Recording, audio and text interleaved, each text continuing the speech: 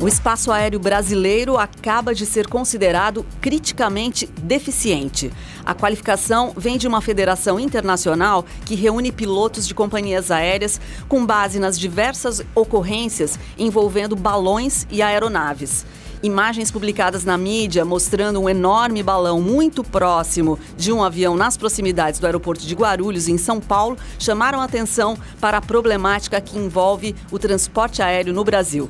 Esta é a pauta do Viva Voz de hoje, que está no ar pela rádio e também pela TV Univale. Quem me acompanha desta vez é o acadêmico de jornalismo, Lucas Rosa. Boa tarde, Liz, e boa tarde também a você de casa, curtindo o Viva Voz aqui pela rádio e também pela TV Univale. Lembrando que você pode e deve interagir conosco, é muito fácil, tem o nosso e-mail, vivavoz949@gmail.com.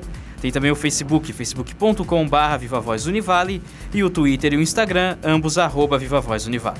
Isso mesmo, e hoje o nosso convidado é o professor Bruno Moirer de Souza, do curso de Comércio Exterior aqui da Univale. Obrigada pela presença, professor. De quê? É um prazer estar aqui. Professor, bom, vamos falar um pouquinho desse caso que acabou de ocorrer aí no finalzinho de abril. A Federação Internacional, que reúne os pilotos de companhias aéreas, acabou rebaixando o espaço aéreo brasileiro ao nível de risco de países em guerra, olha só, devido ao número excessivo de balões no espaço aéreo brasileiro.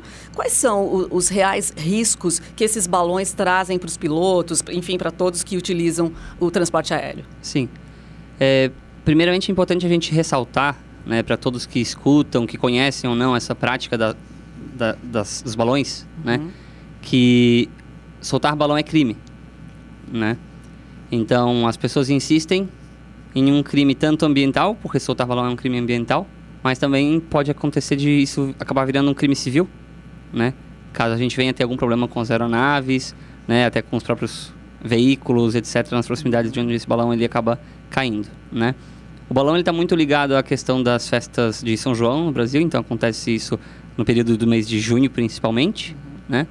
E o grande risco desse balão é que ele é um objeto não rastreável, né? Ele não aparece nos radares das aeronaves, e ele, em impacto com a aeronave, ele pode causar um prejuízo muito grande, né?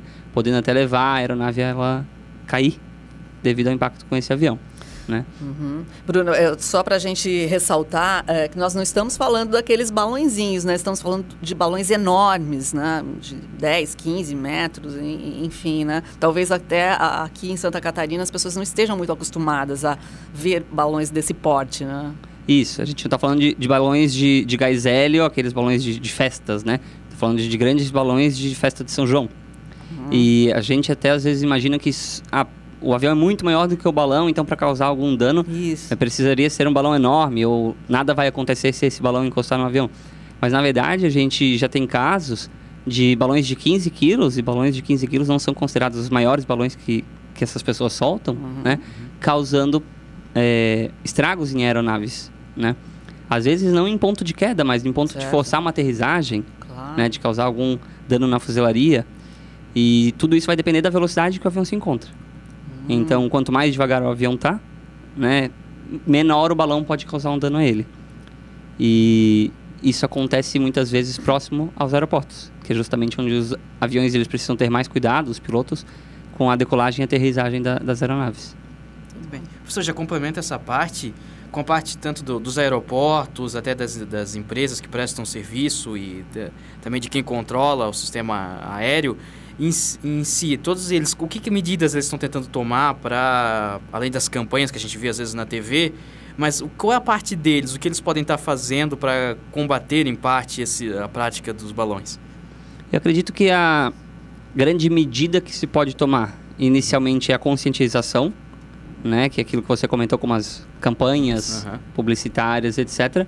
E é de fato um trabalho em conjunto com a polícia, né? Então, os aeroportos, muitas vezes eles conseguem identificar os balões, mas eles não conseguem tirar esse balão do ar. Né? Eles precisam, de fato, esperar que esse balão talvez acabe caindo ou qualquer coisa do tipo. Eles desviam as rotas para que não se passe perto e se corra esse risco. Mas, como a gente já viu antes, essa questão do balão, ela é uma questão de...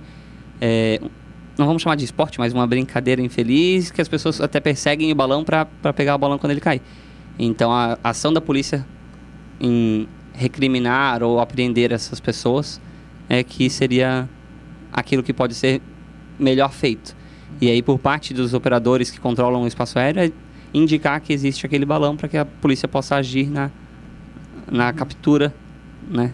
Na apreensão da pessoa que está capturando esse balão. Certo. Agora, Bruno, balões à parte, né? Em termos gerais, como é que você avalia a segurança do transporte aéreo brasileiro? Nós ainda estamos muito aquém dos países desenvolvidos. Essa é a realidade, né? A gente pode falar nessa questão de segurança tanto em termos de infraestrutura, né? Onde, se você frequenta os aeroportos internacionais, você percebe equipamentos de segurança, de fiscalização muito mais modernos do que aqueles que nós temos aqui no país. E, além da infraestrutura de equipamentos, eu acredito que a gente também não está tão preparado na questão das pessoas que fazem essa fiscalização, né? Por diversas vezes nos aeroportos, e aí a gente tem a mídia que já divulgou isso diversas vezes, objetos que não deveriam passar por uma vistoria de raio-x e pessoal passando, né? Que não deveriam que passar? não deveriam passar e acabam passando. Por questão das pessoas que estão ali operando e que acabam não sendo tão rigorosos quanto deveriam ser, ou tão atentos, vamos falar assim, né? E fora isso, a gente tem também a questão dos operadores que controlam, né, a segurança do espaço aéreo, com jornadas de trabalho excessivas, né? A gente já verificou greves nesse sentido, né, paralisações. Então, se a gente tem a pessoa que deveria controlar essa segurança trabalhando de forma exausta, isso também acaba trazendo um risco para as pessoas.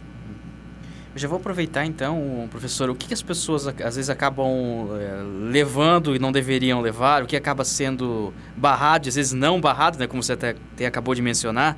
Quais são os principais gafes nesse sentido na hora de fazer o check-in? Olha, a gente passa pelos aeroportos de vez em quando e vê os produtos apreendidos e fica até surpreso como alguém tentou passar com alguns tipos de objetos, né? Mas diversas pessoas tentam passar com objetos cortantes, né?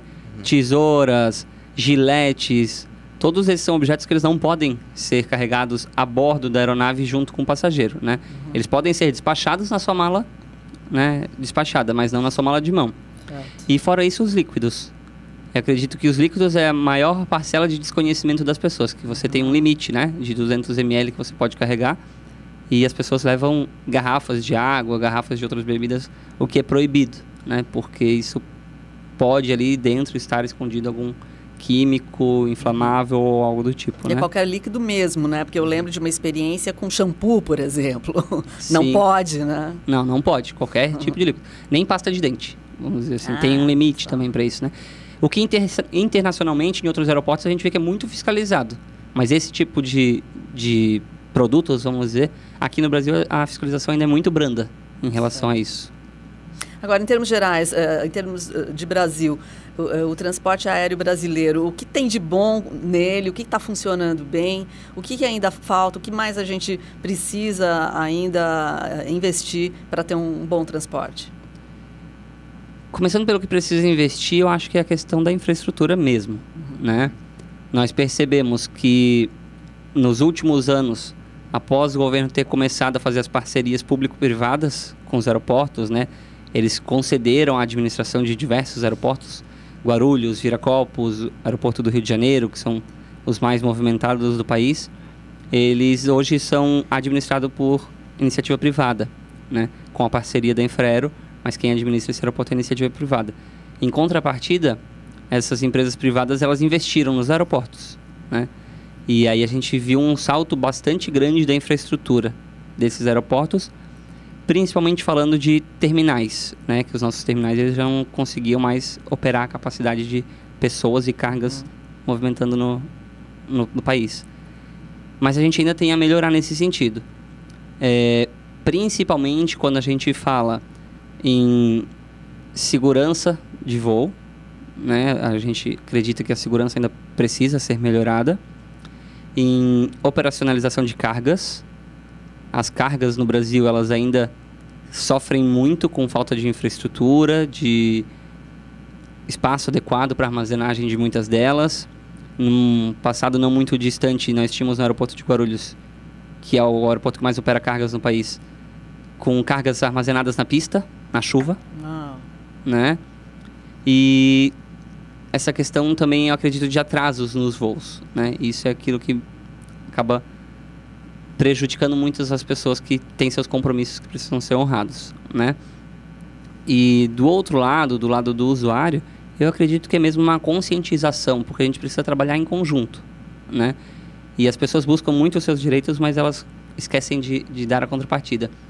Então, você tem prazos para respeitar na aviação, né? E que as pessoas às vezes não sabem, quando querem chegar 15 minutos antes do voo e fazer o seu check-in, que a aeronave ela recebeu uma quantidade de combustíveis baseada no peso que ela tinha lá.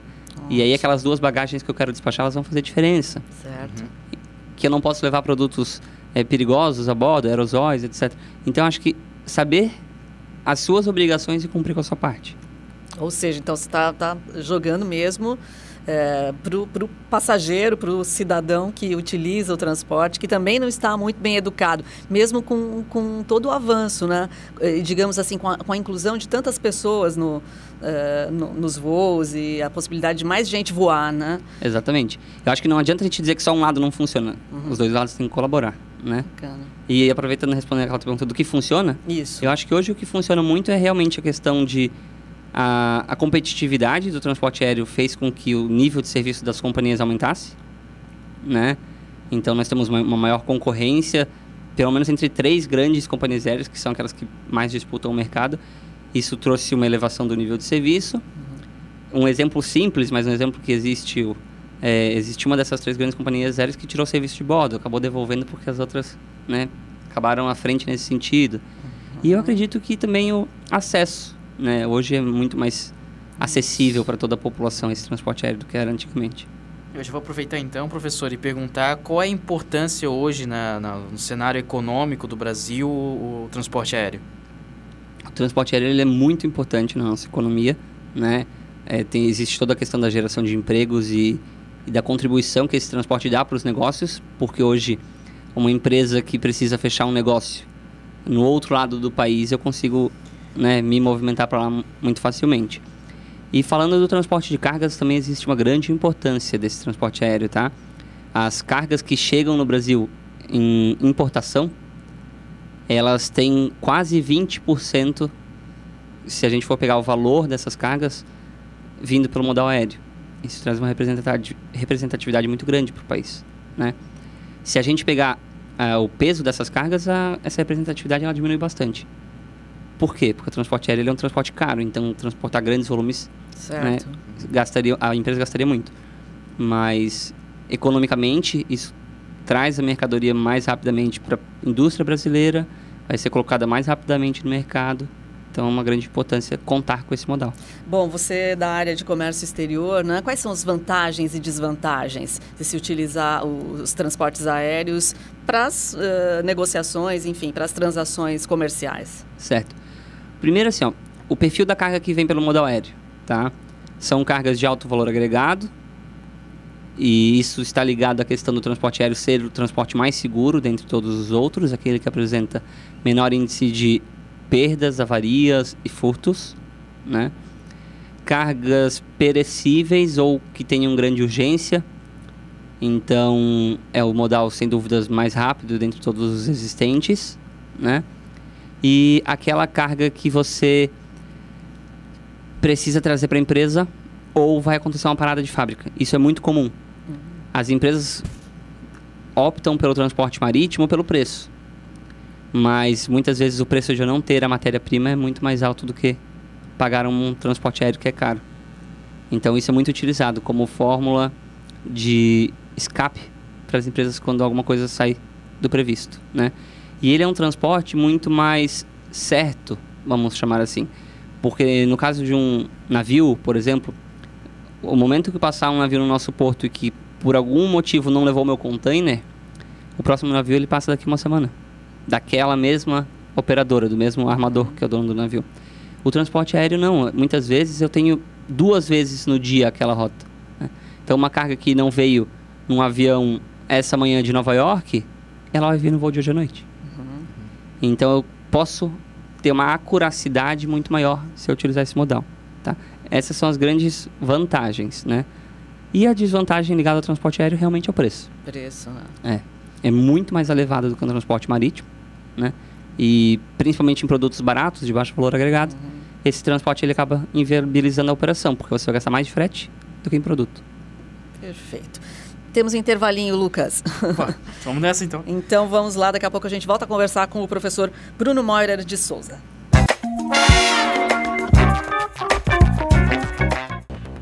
Já estamos de volta. Hoje o nosso programa fala sobre transporte aéreo. Nosso convidado é o professor Bruno Meurer de Souza, do curso de Comércio Exterior da Univale. Professor, ainda falando um pouco sobre as vantagens do transporte aéreo, é lógico que a gente já imagina algumas coisas, a agilidade é muito evidente, né? Mas você tem esses tempos, por exemplo, quando uma empresa, de que forma uma empresa costuma raciocinar para fazer a opção pelo transporte aéreo? Os tempos eles são bem distintos entre as operações, né? As duas operações intercontinentais, vamos dizer assim, que são o aéreo e o marítimo. Okay. Na melhor das hipóteses, num transporte marítimo hoje vindo da China, a China é o maior fornecedor de produtos para o Brasil, internacionalmente, né? Então vamos usar eles como exemplo.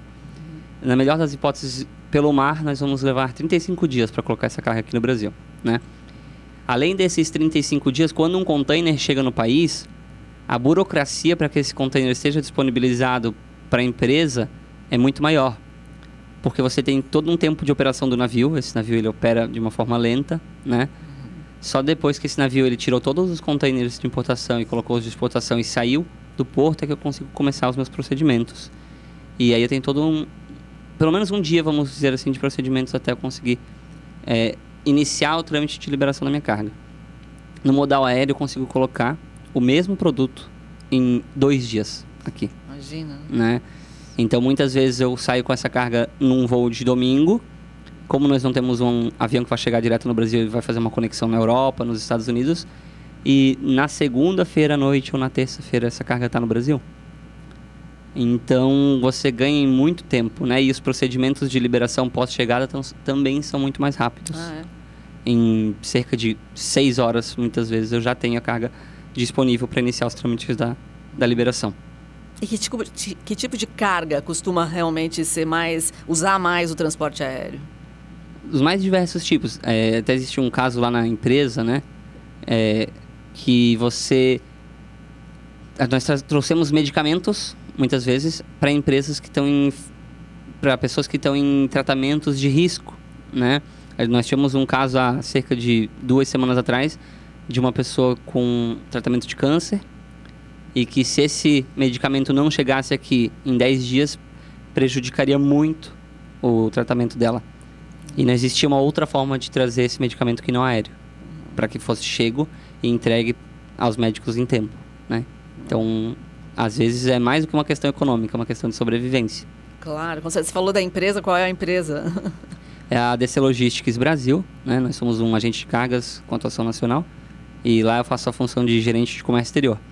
Então, na empresa, todos os dias nós nos deparamos com esse tipo de desafio. Claro. Viabilizar essas cargas urgentes de importação e exportação. Bacana.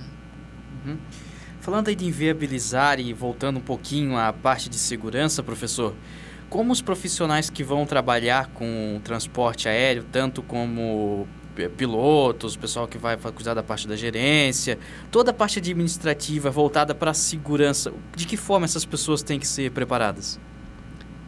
Existem preparações diferentes para cada função, vamos dizer assim, né? Algumas funções elas passam por processo de concurso público, outras funções de preparação, né? Usando como exemplo os pilotos, né?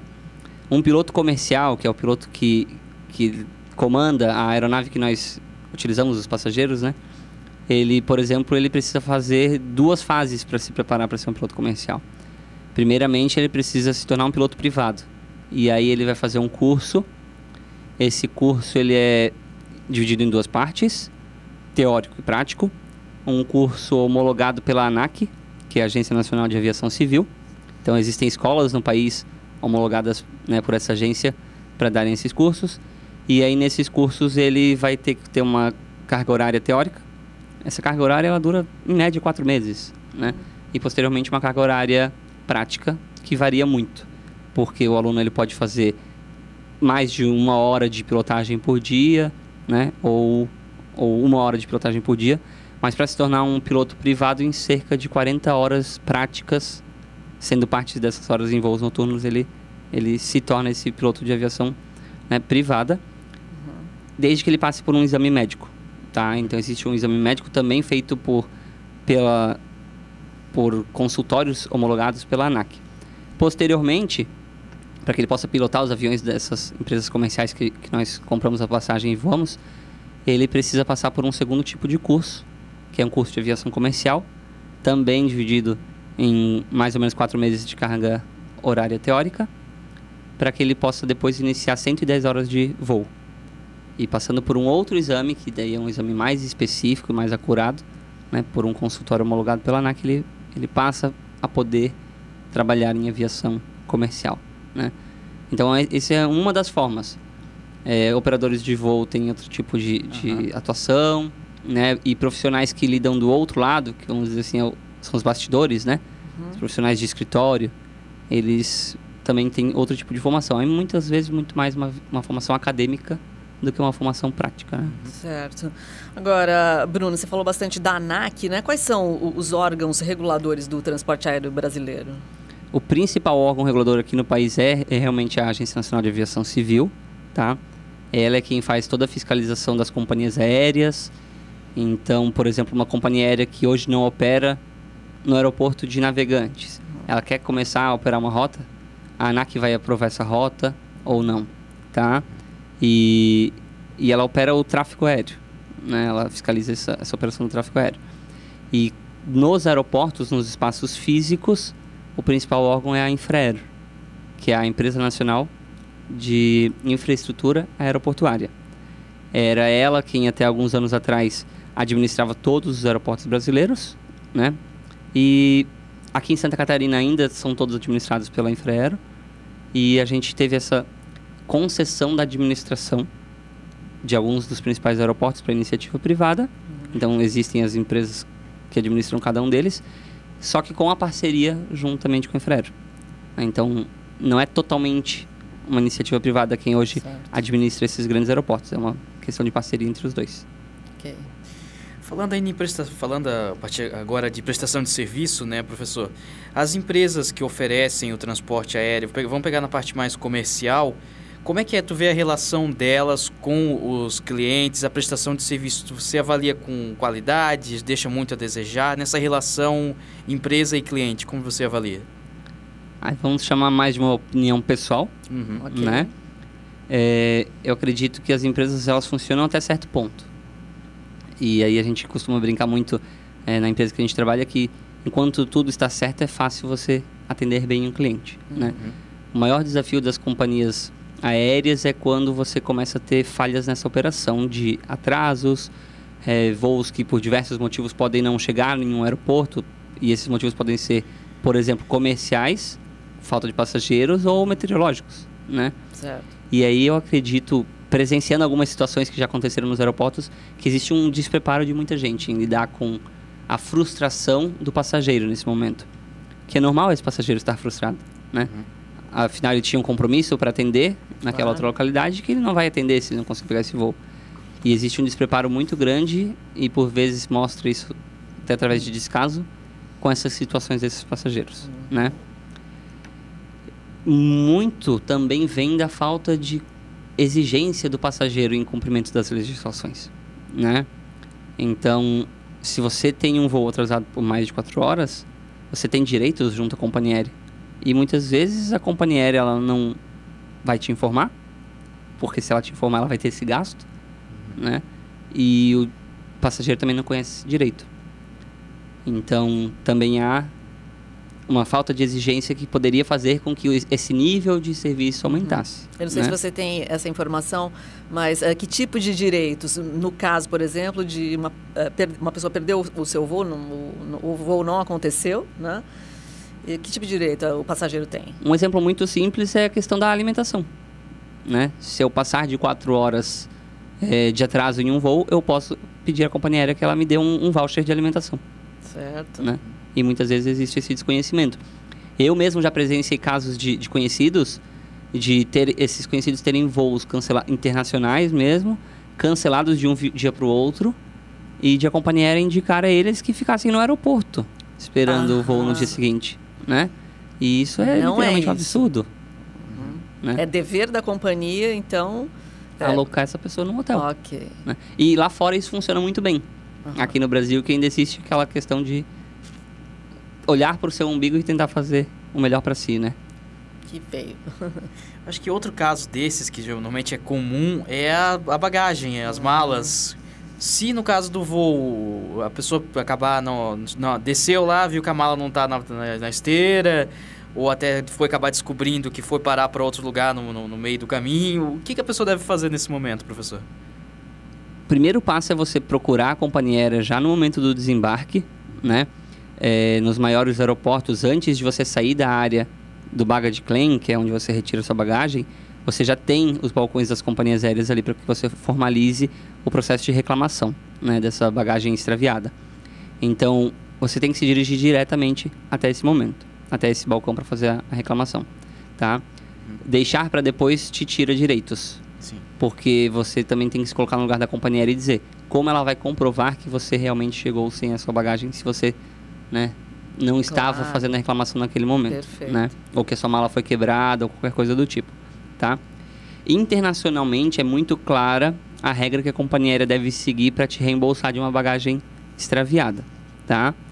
Que existe uma norma internacional que fala que a companhia aérea ela tem que pagar SDRs. A SDR ela é uma moeda de conversão, que não é uma moeda monetária.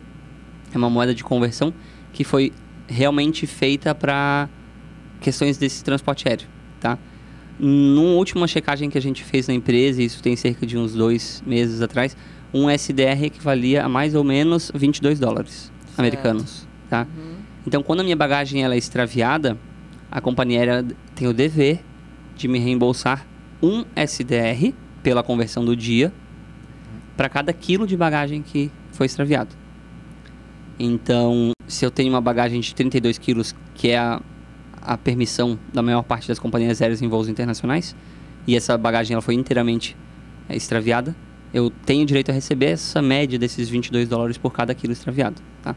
Por isso é muito importante que o passageiro faça constar no seu ticket o peso da sua bagagem. Olha só, uma porque dica esse é o importante. comprovante. Muito bem. Gente, muitas outras dúvidas, mas quem sabe numa outra oportunidade a gente convida mais uma vez o professor Bruno Meurer de Souza, do curso de Comércio Exterior. A gente encerra a entrevista agradecendo sua presença, professor. Muito obrigado. Isso aí, né, Lucas? Fechamos? É isso aí, mais uma vez o Viva Voz vai ficando por aqui. Se você nos acompanha na TV Univale, vem aí a programação do canal Futura. E na rádio você fica com o Tá Ligado. Mais uma vez, obrigado pela sua companhia. Esse foi o Viva Voz. Suas ideias em alto e bom som.